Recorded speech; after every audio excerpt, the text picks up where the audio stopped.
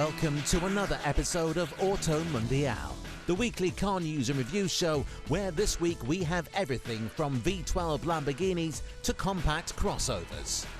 The all-new Ford Bronco makes its debut, and we look at some off-road estate cars, plus the new Mazda CX-30 and the glorious BMW M8.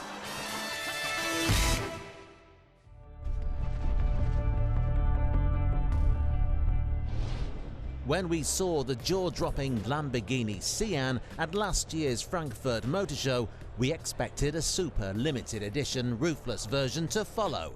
And here it is. With a combined 808 brake horsepower from its 6.5-litre V12 and hybrid system, the Sian Roadster is the world's most powerful open-top production car. In Lamborghini's local Bolognese dialect, Sian translates as lightning, denoting the car's mild hybrid setup, engineered to smooth out gear changes and afford owners hybrid car tax brakes. The 48-volt system, more commonly found in big Audis, delivers an extra 34 horsepower and weighs 34 kilos. Power is drawn from a so-called supercapacitor, which is said to store 10 times more power than a conventional lithium-ion battery, providing instant torque boosts up to 81 miles per hour. Lamborghini says that removing the roof has had no effect on the Sian's aerodynamic efficiency, while the lack of roof means the lucky owners will be able to experience the wonderful noise of the big V12 in full surround sound. Only 19 Sian Roadsters will be built, and all are already sold.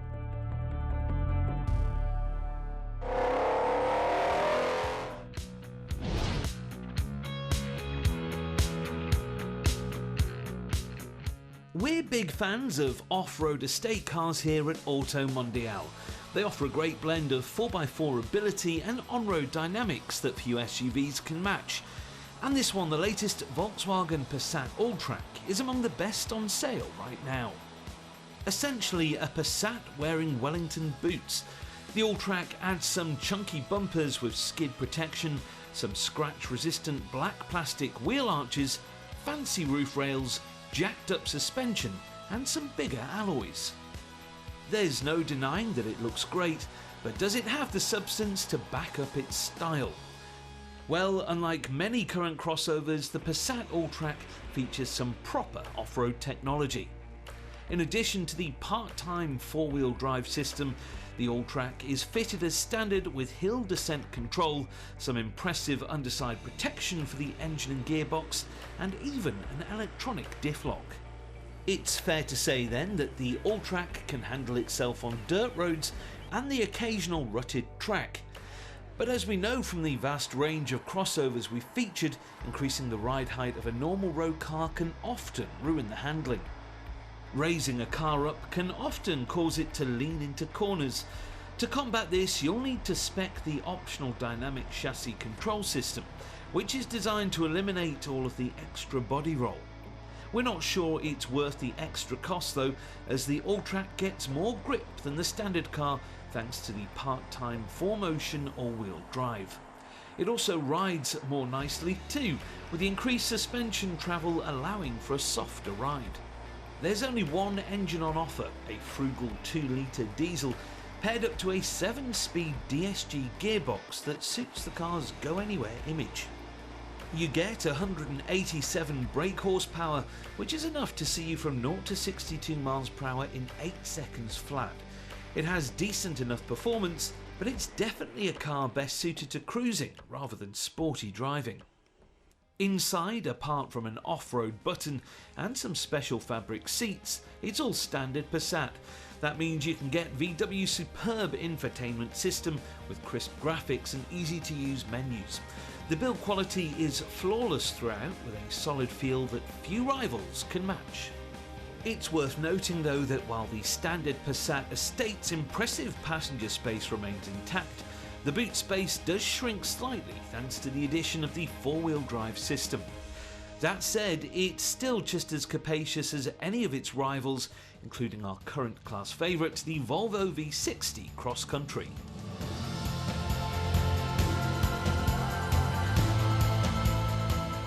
Like the Alltrack, the Cross Country is a more rugged version of an existing estate car. Once again, it gets some extra plastic body cladding, raised suspension and drive to all four wheels. The diesel engine puts out an identical 187 brake horsepower, but manages to get the Volvo from 0 to 62 in under 7 seconds, making it the quickest car in this class. On the road, it's beautifully refined with superb ride quality and almost no noise coming in from the engine bay. The cabin gets a more minimalist design than the Volkswagen, with a beautiful portrait infotainment screen dominating the clean lines of the dashboard. It's not quite as nice to use as the VW system, but it's sharp and looks great. For us, the Volvo just clinches it thanks to its crisp styling and relaxed atmosphere.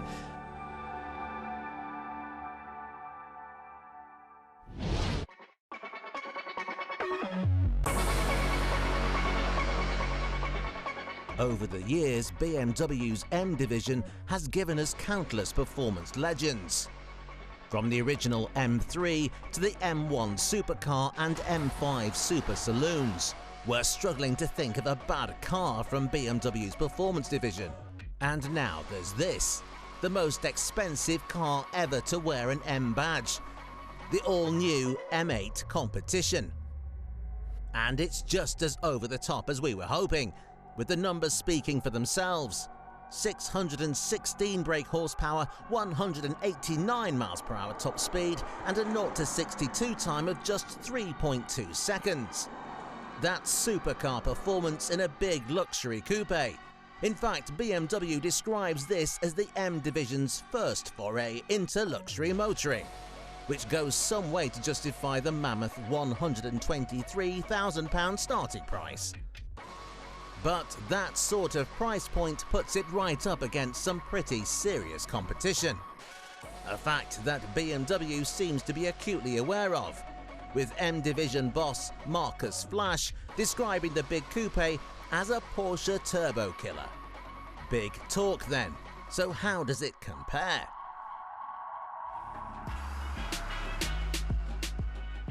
Well, while it can't quite match the numbers of the 911 Turbo, the current Carrera 4S seems to be roughly on par with the big BMW. 0 to 62 is taken care of in 3.4 seconds, while top speed is up slightly at 190 miles per hour. Both cars are all-wheel drive, but at around the 2-ton mark, the BMW is significantly heavier. To address this, the M division has been busy with the chassis. The X-Drive system has been set up to feel distinctly rear-balanced, helping to induce that signature M car oversteer while allowing enough traction to put all of that power from the 4.4-litre turbocharged V8 onto the tarmac. However, steering and suspension changes seem rather minor. It's basically the same setup as on the lesser M850i, but with some small yet significant tweaks like increased negative camber at the front and changes to the damping.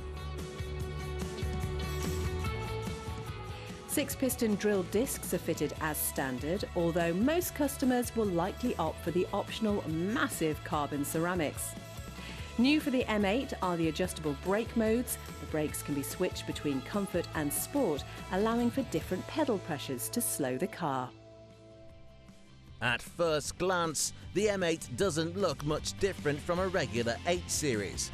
But look closer, you'll spot clues to the monstrous performance.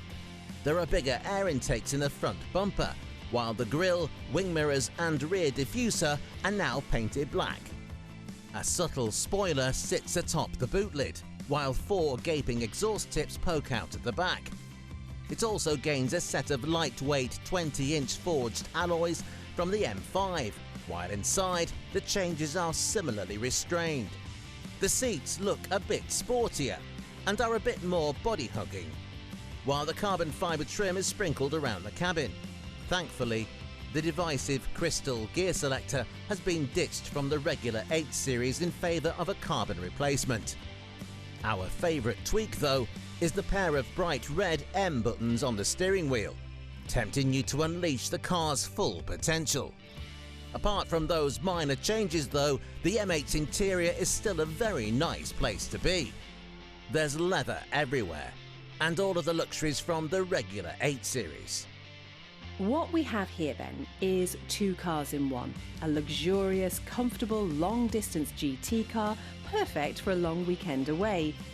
It has a big boot and 4 seats, and you can even get it with a soft top. On the other hand, you have a wild, howling 616 horsepower track weapon capable of keeping up with some serious competition.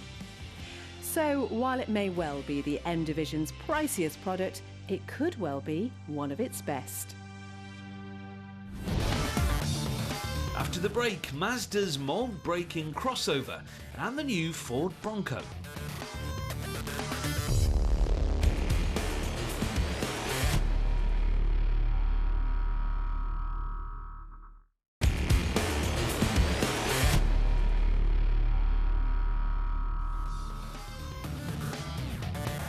Still to come, the rebirth of a 4x4 icon.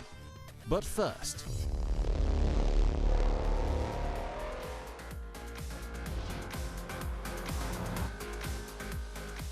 it's true, the car market may be currently heaving with an abundance of SUVs, but that doesn't mean there aren't 1 or 2 out there that are a bit special. This is the Mazda CX-30, and it does things a little bit differently.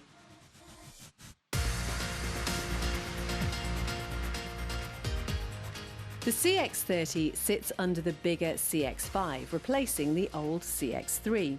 Basically, a Mazda 3-inspired crossover aimed at young families with the latest Skyactiv generation engines.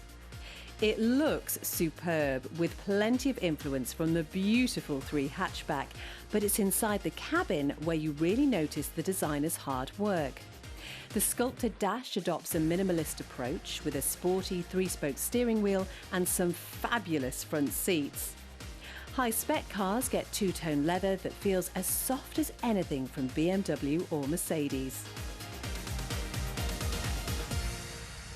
In fact, we'd argue that the CX-30's interior is nicer than equivalent crossovers from any German manufacturer. It isn't just the design that's good, the quality is fantastic too. The infotainment works well, while there are just enough physical buttons to keep everything simple while on the move. There's plenty of space up front with loads of adjustability, but it's a bit more of a squeeze in the back. Headroom is limited, and buyers looking to transport 4 adults will be better off going for the larger CX-5. There are 2 versions of the 2-litre petrol motor on offer, the 120 brake horsepower Skyactiv G unit and the more potent 178 brake horsepower Skyactiv X. Both have a good choice of superb 6-speed manual or smooth 6-speed automatic gearbox. Mazda is hoping to prove that internal combustion still has a future with the Skyactiv. In theory, it's engineered to combine petrol performance with diesel economy. In reality, while it is frugal, performance still seems to be somewhat lacking for now. In both front-wheel drive and all-wheel drive versions, the CX-30 is a pleasure to drive. Of course, it doesn't feel as sharp as a 3 hatchback, but it rides very well, and the Skyactiv engines are quiet and refined. Although you do need to work them quite hard to get the same performance as a more conventional petrol engine. But how does the CX-30 match up against its nearest rivals? Well, the CX-30 isn't cheap, putting it in line with some stiff European competition. The Audi Q2 is every bit as stylish as the sculpted CX-30. It's more edgy and trendy against the Mazda's more classic lines, but they're both rare examples of head-turning crossovers. Like the Mazda, the Q2 feels like it's been built to last, with famous Audi build quality shining throughout the cabin. But while it may be built just as well, it can't compete for style. The Q2's dashboard looks fussy compared with the CX-30's, especially with the optional body colour bits. There are some cheap feeling plastics too, which seem a little too easy to find. It is spacious though, with enough room for most adults to sit comfortably in the back.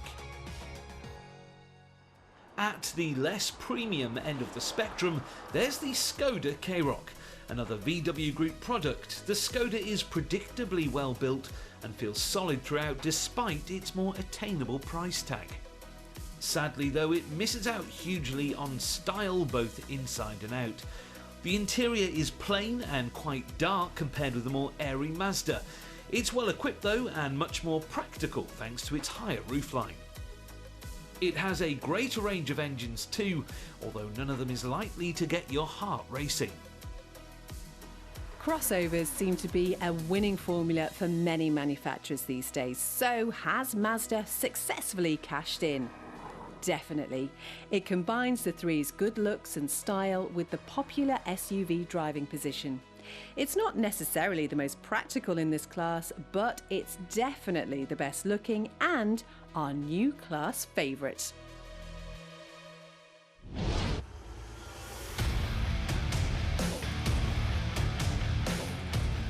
Has the Land Rover Defender left you a little cold?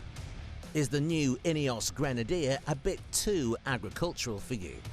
Well, fear not, as in what appears to be a case of déjà vu, yet another 4x4 icon has been reborn. The Ford Bronco may not be especially well known in Europe, but over in North America, Ford's rugged boxy off-roader is a cult hero. The first generation car was launched way back in 1966, with another 4 generations selling strongly until production was ended in the 90s. Now though, after a 24-year break, the Bronco is back. And straight away, it's clear where the design influence has come from. Retro design can often be a bit love it or hate it, but we think it's fair to say that Ford has done a wonderful job of modernising the Bronco's classic lines and proportions. The result looks closest to the first-gen car of the 60s, with circular headlights and the Bronco script in the front grille. And this isn't just a concept. This is a production car, complete with a host of factory off-road extras like the superb brush wires and those mammoth 35-inch knobbly tyres. Underbody protection is available, as well as heavy-duty steel bumpers and LED light bars. Like the Jeep Wrangler, the car Ford is targeting with the new Bronco, various bits of bodywork can be removed for some reason. Even on this, the 4-door version, a first for the Bronco. Both versions are very much old-school 4x4s, with prehistoric ladder frame chassis and solid rear axles for extra toughness. But that's not to say the Bronco is completely old-fashioned. Climb inside the cabin and everything is very modern indeed. The hose-down upholstery and trim options may appear to have been lifted from a Texan clothing catalogue, but they certainly suit the car, while Ford's impressive Sync 4 infotainment system sits front and centre with either an 8 or 12-inch screen. It also gets a digital instrument cluster behind the steering wheel, and all the modern amenities we've become accustomed to. And there's some proper off-road tech for good measure. It has a special trail control system which acts as a low-speed cruise control, as well as sand, baja, mud and rock crawl settings, plus the usual array of on-road modes. But after a 24-year hiatus, is the Bronco out of practice? Well, Jeep fans may think so, especially as this, the latest Wrangler, is the most accomplished version yet. Like the Bronco, it's available as a 2- or 4-door, but there's also a pickup version called the Gladiator. Naturally, the Wrangler is a born off-roader, available with a range of torquey engines, perfect for getting up any trail you point it at. In fact, Jeep announced a new flagship V8 engine at exactly the same time as Ford took the covers off the Bronco. Inside, it gets a superb blend of functionality and modern convenience. The dashboard is a lot busier than the Ford's, with buttons everywhere and a chunky central screen that adds to the air of ruggedness and dependability. What's more, unlike the Ford, the Jeep is available in Europe and in right-hand drive, although UK customers only get access to higher trim levels starting at over £41,000. Stateside though, it's much cheaper, starting at just under $30,000, almost exactly the same as the Bronco. The Ford may not be available with a V8 like the Jeep, but it does get either a 2.3-litre four-cylinder or a Meteor 2.7 V6 with 306 brake horsepower, an enormous amount for a high-riding 4x4 with the same sort of chassis you'd find on an old lorry. Both engines can be paired with a 10-speed auto, while the four-cylinder car is also available with a 7-speed manual. Sadly, Ford says it has no plans to bring any of the Bronco models to Europe. However, as a cut-price Defender rival, we could see it doing very well indeed.